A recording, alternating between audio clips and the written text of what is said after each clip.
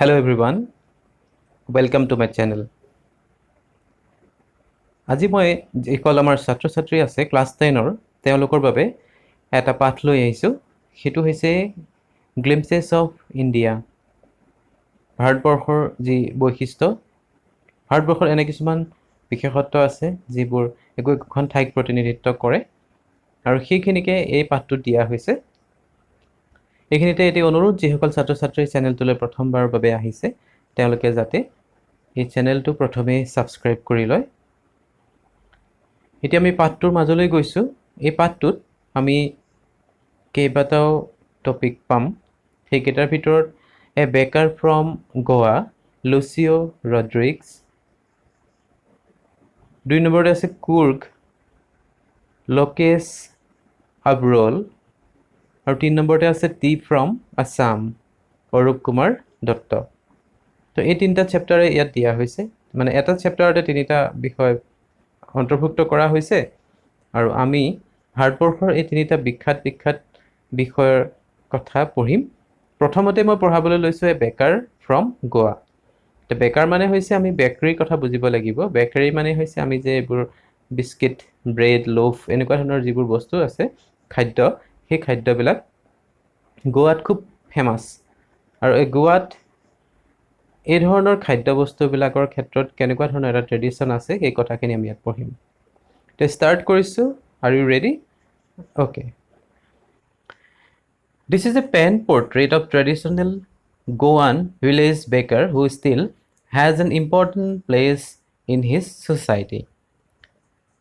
ইয়াত যিজন ব্যক্তিৰ কথা কোৱা হৈছে তেওঁ গোৱাৰ এখন গাঁৱৰ এগৰাকী বেকাৰী, তেওঁ সামগ্ৰী প্ৰস্তুত কৰে। তেওঁৰ বিষয়ে যিজনৰ এই সমাজখনত এটা বিশেষ স্থান আছে। এতিয়া চাই যাব মূল পাঠটো আৰম্ভ কৰিছোঁ। Our elders are often heard reminiscing nostalgically about those good old Portuguese days. যে আমাৰ our elders মানে হৈছে আমাৰ যিসকল জ্যেষ্ঠ আছে, তেওঁলোকে প্ৰায়ে কি কৰে? নষ্টালজিকেলি মানে যেতিয়া পুৰণা কথাবিলাক মনলৈ আহে, সেই কথাবিলাক যেতিয়া স্মৰণ কৰা হয়। ৰেমিনিচিংলি নষ্টালজিকেলি বুলি দিছে। ৰেমিনিচিং নষ্টালজিকেলি তাৰ মানে হৈছে থিংকিং ফণ্ডলি অফ দ্য পাষ্ট। তাৰমানে পুৰণি কথাবোৰ যেতিয়া আমাৰ স্মৰণ কৰোঁ, আমাৰ যিসকল জ্যেষ্ঠ লোক আছে তেওঁলোকে স্মৰণ কৰে about those good old Portuguese days. তাৰমানে পৰ্টুগীজসকল, গোৱাখন বিশেষকৈ পৰ্টুগীজ লোকৰ বাসস্থান। পৰ্টুগীজসকলে প্ৰথমতে ইয়াত গোৱাখন তেওঁলোকৰ অধীনত ৰাখিছিলে। তাৰপিছত ব্ৰিটিছসকল আহিলে, তাৰপিছতে ফৰাচীসকল আছিলে। এই ধৰণেৰে বিভিন্ন বিদেশী শক্তিয়ে আমাৰ ভাৰতবৰ্ষৰ বিভিন্ন ঠাই অধীন কৰিছিলে, সেইখিনি কথা আমি জানো। প্ৰথম অৱস্থাত গোৱাখন পৰ্টুগীজৰ অধীনত আছিলে আৰু সেই পৰ্টুগীজৰ যি সোণালী দিন আছিলে, ভাল দিনবিলাকৰ কথা তেওঁলোকে মনত পেলায়। The Portuguese and their famous loaves of bread. পৰ্টুগীজসকলৰ এটা বিখ্যাত খাদ্য আছিলে ব্ৰেড। ব্ৰেড মানে আমি যিবোৰ যে শ্লাইচ বুলি কওঁ, ব্ৰেডৰ শ্লাইচবিলাক যিবিলাক এটা গোটাকৈ থাকে নহয় লোভ, সেই লোভটোৰ কথা কোৱা হৈছে। লোভটো কাটি পেলাই আমি শ্লাইচ বনাই দিওঁ, গতিকে সেইটো তেওঁলোকৰ কাৰণে খুব ফেমাছ আছিলে, বিখ্যাত আছিলে। Those eaters of loaves might have vanished. সেই যিসকলে লোভ খাইছিলে, যিসকলে ভাল পাইছিলে, তেওঁলোক নিশ্চিতভাৱে এতিয়া ভেনিছ মানে হৈছে তেওঁলোক এতিয়া নাই আৰু, ডিছএপিয়াৰ হ'ল। তেওঁলোক বৰ্তমান এই পৃথিৱীত নাই। But the makers are still there. কিন্তু যিসকলে ইয়াক প্ৰস্তুত কৰে তেওঁলোক এতিয়াও আছে। তাৰমানে সেই কালচাৰটো শেষ হৈ যোৱা নাই।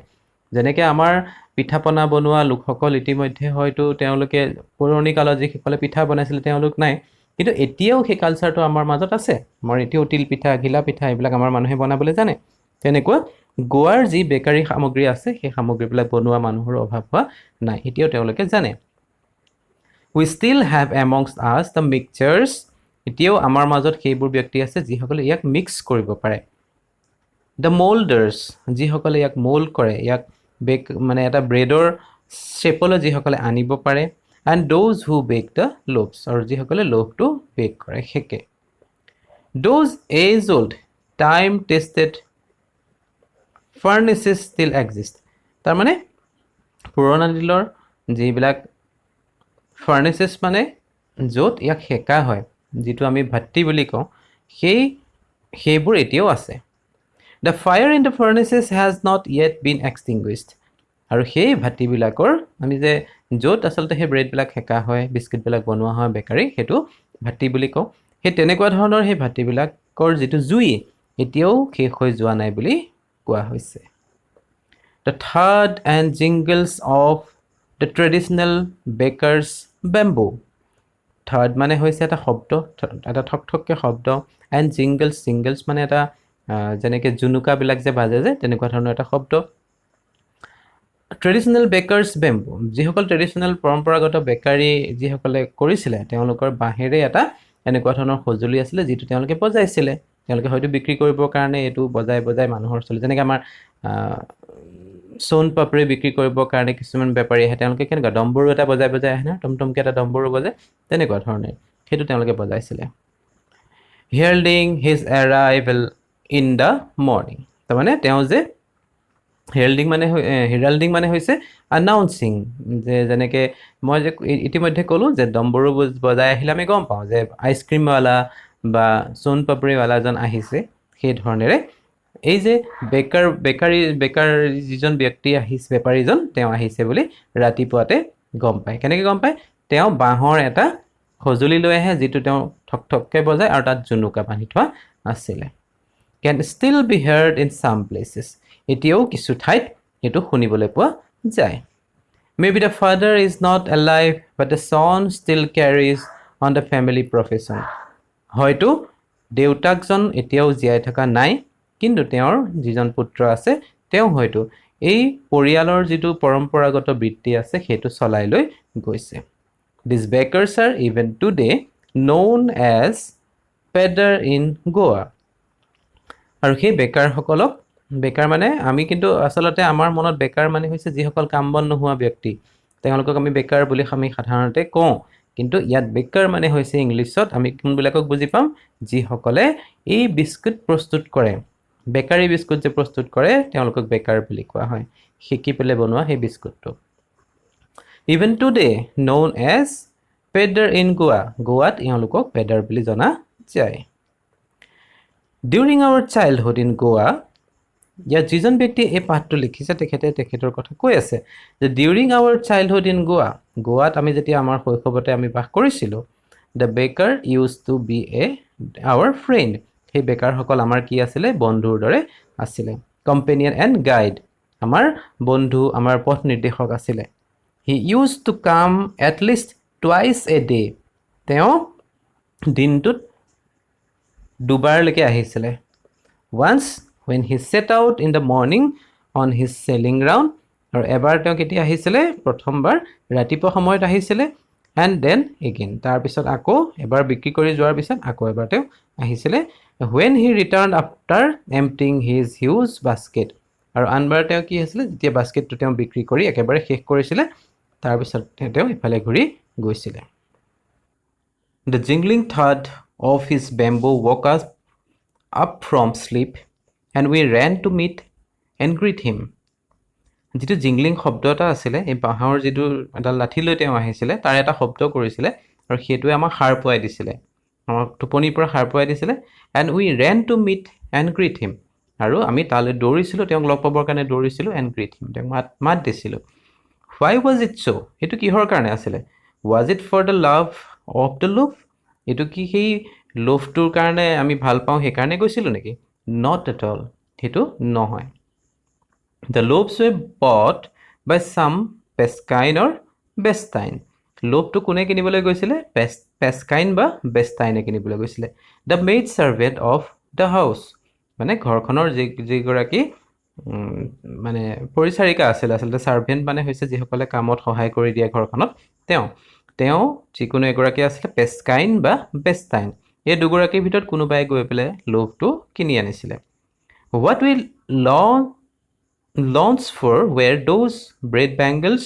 which we chose carefully কিন্তু আমি কোনটো বস্তু ভাল পাইছিলোঁ আমি কোনটো বস্তুৰ কাৰণে দৌৰিছিলোঁ সেইটো আছিলে ব্ৰেড বেংগলছ বেংগলছ মানে হৈছে খাৰু এনেকুৱা এটা ব্ৰেড পোৱা গৈছিলে ছবিত দেখুওৱা হৈছে যে সেই ব্ৰেডটোৰ কাৰণেহে আমি দৌৰিছিলোঁ আৰু যিটো আমি খুব সাৱধানেৰে সংগ্ৰহ কৰিছিলোঁ sometimes it was sweet bread or special milk আৰু কেতিয়াবা কেতিয়াবা এইটো হয় খুব মিঠা হয় আৰু আনহাতে কেতিয়াবা খুব স্পেচিয়েলি ইয়াক প্ৰস্তুত কৰা হৈছিলে এতিয়া ইয়াৰ পৰা বুজা যায় যে ডাঙৰসকলে লোভ খাইছিলে আৰু সৰু ল'ৰা ছোৱালী যিসকল আমাৰ এই লেখকে সৰু কালৰ কথা কৈছে তেওঁলোকৰ দৰে ল'ৰা ছোৱালীবিলাকে এই ব্ৰেড বেংগলছটো পছন্দ কৰিছিলে The bakers made his musical entry on the scene with the jeng jeng sound of his specially made bamboo staff. যেতিয়া সেই বেপাৰীজন আহিছিলে বেকাৰজন আহিছিলে তেওঁ এটা শব্দ কৰিছিলে যিটোৱে ঝেং ঝেং বুলি এটা শব্দ কৰিছিলে তেওঁ যেতিয়া ঘৰলৈ আহিছিলে one hand support the basket on his head তেওঁ এখন হাতেৰে সেই বাস্কেটটো মূৰৰ ওপৰত ধৰি ৰাখিছিলে and other bangs the bamboo on the ground আৰু আনখন হাতেৰে তেওঁ সেই বেম্বুডাল মাটিত কোবাইছিলে বা সেইডালেৰে বজাই দিছিলে He would greet the lady of the house with good morning তেওঁ ঘৰখনৰ যিগৰাকী মহিলা আছিলে আমাৰ যেনেকৈ বেপাৰী এজন আহিলে কি কয় বাইদেউ আছেনে এনেকৈ মাত এষাৰ দিয়ে নহয় তেওঁ আহি পেলাই সেই ধৰণে মাত দিয়ে গুড মৰ্নিং বুলি কয় লেডিগৰাকীক and then place his basket on the vertical bamboo আৰু তেওঁ সেই বাস্কেটটোত তাত কি কৰে সেইটো এডাল থৈ লয় We kids would be pushed aside with a mild rebuke and the loaves would be delivered to the servant. Rebuke মানে an expression of disapproval as scolding সেইটো বুজাইছে যে আমি যিসকল সৰু সৰু ল'ৰা ছোৱালী আছিলোঁ আমাক কি কৰা হৈছিলে একাষৰীয়াকৈ থোৱা হৈছিলে আমাক ওচৰলৈ যাবলৈ দিয়া নাছিলে আৰু আমাক অকণমান খং কৰিছিলে আৰু আঁতৰাই পেলাই আমাক কি কৰিছিলে যিসকল আমাৰ ছাৰ্ভেণ্ট আছিলে যিসকল আমাৰ ঘৰৰ লগোৱা আছিলে তেওঁলোকক এইটো ডেলিভাৰ কৰা হৈছিলে ডেলিভাৰ কৰা মানে দি দিয়া হৈছিলে হাতত but we would not give up কিন্তু আমি এৰি দিয়া নাছিলোঁ we would climb a bench or the parapet and peep into the basket আমি কিবা এখন বেঞ্চ বা এনেকুৱা ধৰণৰ ওখ ঠাইত আমি উঠি পেলাই বাস্কেটটোত চাইছিলোঁ চামহাও মানে যেনেকৈ নহওক আমি বাস্কেটটো চাবলৈ যত্ন কৰিছিলোঁ কিন্তু যিহেতু বাস্কেটটো ওখ ঠাইত আছিলে গতিকে আমি সেই ধৰণেৰে জুমি চাব লগা হৈছিলে I can still recall the typical fragrance of those loaves মই এতিয়াও সেই ধুনীয়া যিটো সুগন্ধ সেই লোভটোৰ যিটো সুগন্ধ সেইটো মই এতিয়াও মোৰ মনত পৰে Loaves for the elders and the bangles for the children ডাঙৰসকলৰ কাৰণে loaves আৰু শিশুসকলৰ কাৰণে আছিলে bangles Then we did not even care to brush our teeth or wash our mouths properly সেইখিনি সময়ত আমি আনকি দাঁত মাজা মুখ ধোৱা এইবিলাকো ভালকৈ কৰাৰ কথা ভাবা নাছিলোঁ আমি কেৱল সেইটোতে মনোযোগ দি আছিলোঁ And why should we আৰু কিয় Who would take the trouble of plucking the mango leaf for the toothbrush কিহৰ কাৰণে সেইখিনি সময়ত কেৱল সেইটো কাৰণেই নাছিলে তেওঁলোকে কিহেৰে দাঁত মাজিছিলে মেংগো লিফ আম পাতেৰে আৰু কোনে মানে আম পাতেৰে দাঁত মাজিবলৈ যাব কোনে আম পাত ছিঙিব সেইটো কৰিবৰ কাৰণে তেওঁলোকে বেয়া পাইছিলে ফলত তেওঁলোকে এইটো কামত ব্যস্ত হৈ আছিলে And why was it necessary at all আৰু এইটো কিহৰ কাৰণে ইমান প্ৰয়োজন আছিলে The tiger never brushed his teeth যে তেওঁ এটা যুক্তি দিছে যে বাঘে কেতিয়াও দাঁত নামাজে Hot tea could wash and clean up everything so nicely after all যে আমিতো চাহ খামেই চাহ খোৱাৰ সময়তে যিটো গৰম চাহ থাকিব গৰম চাহে আমাৰ সকলোবিলাক চাফা কৰি দিব তেওঁৰ আছিলে সেইটো যুক্তি Mary's gifts are meaningless without the sweet bread known as the ball যে বিয়াৰ সময়ত যিটো উপহাৰ দিয়া হয় মেৰেজ গিফ্ট আৰু সেইটো তাত তেওঁলোকৰ যিটো ট্ৰেডিশ্যন আছে সেইটো অনুসৰি যে সেই উপহাৰটোত যদি মিঠা সেই ব্ৰেড সেইটো দিয়া নাযায় তাৰ নামটো আছিলে বল সেইটো যদি দিয়া নাযায় তেতিয়াহ'লে বিয়াৰ উপহাৰটো মিনিংলেছ বুলি কৈছে অৰ্থহীন Just as a party or a feast loses its charm without bread আৰু যিকোনো ধৰণৰ পাৰ্টি উৎসৱ কিবা এটা কৰিলে তেওঁলোকৰ কি প্ৰয়োজন হৈছিলে এই ব্ৰেড লাগিছিলে ব্ৰেড নহ'লে আৰু সেইটো মানে পাৰ্টিটো অসাৰ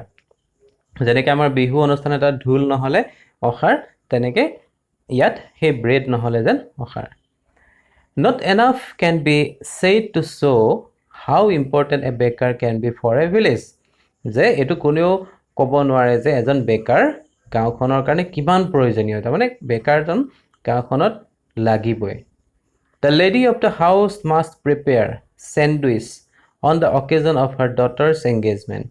ছোৱালীৰ বিয়াৰ যিদিনাখন মানে এংগেজমেণ্ট হয় ৰিং চেৰিমনি বুলি কোৱা হয় যেতিয়া আঙুঠি পিন্ধাই বা এনেকুৱা ধৰণৰ অনুষ্ঠানটো হয় সেই অনুষ্ঠানৰ সময়ত তেওঁ ছোৱালীৰ মাকে বা মহিলাই কি প্ৰস্তুত কৰে চেণ্ডউইচ নামৰ সেই খাদ্যটো প্ৰস্তুত কৰে cakes and bolinhas are must for Christmas আৰু খ্ৰীষ্টমাছৰ কাৰণে কেক আৰু বলিনহাৰ্ছ বুলি এটা তেওঁলোকে খাদ্য বনায় এজ ৱেল এজ আদাৰ ফেষ্টিভেলছ আন ফেষ্টিভেলৰ কাৰণেও Thus the presence of the baker's furnace in the village is absolutely essential. তো সেইদৰে যে সেই বেকাৰজনৰ গাঁওখনত যিটো উপস্থিতি সেইটো একেবাৰে এসেনশিয়েল আছিলে একেবাৰে দৰকাৰী আছিলে যে গাঁৱত অন্যান্য বস্তুবোৰ প্ৰস্তুত হয় কিন্তু কেক প্ৰস্তুত হয় বা অন্যান্য এই খাদ্যবিলাকৰ কথা কৈছে বলিনহাছ এনেকুৱা ধৰণৰ খাদ্য প্ৰস্তুত হয় কিন্তু সেই বেকাৰীৰ যিটো লোভ বা বেংগলছ সেইটো কেতিয়া প্ৰস্তুত নহৈছিলে সেইকাৰণে সেই বেকাৰজন গাঁৱৰ মানুহে সদায় মানে আগ্ৰহেৰে বাট চাই আছিলে তেওঁৰ কাৰণে The baker or bread seller of those days had a peculiar dress known as the kabai.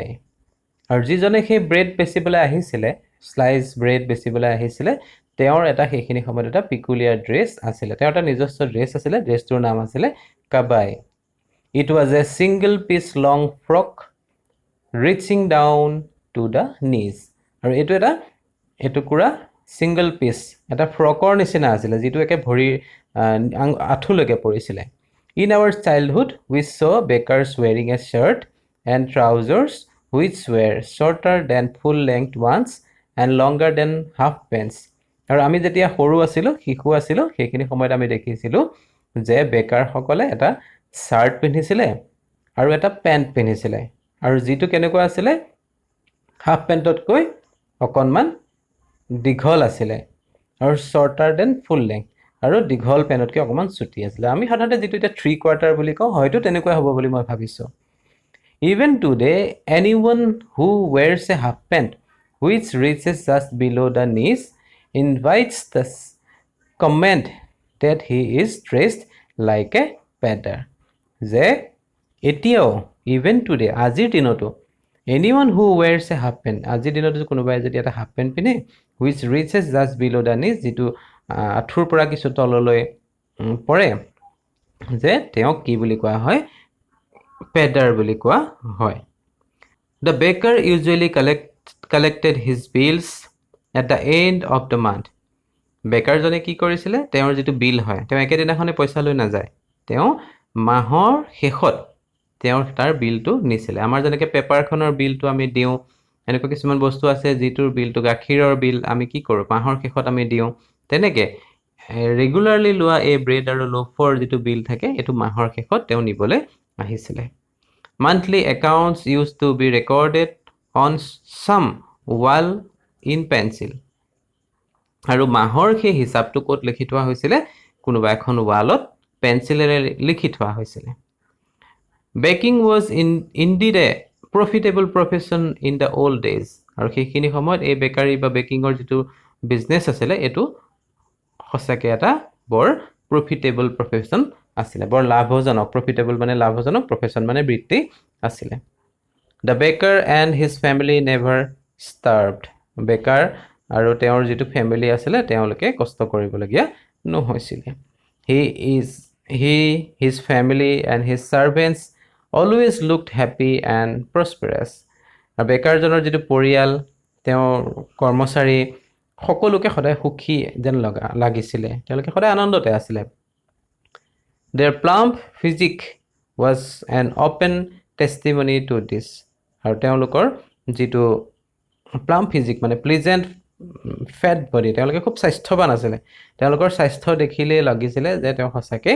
যথেষ্ট সুখী আছিলে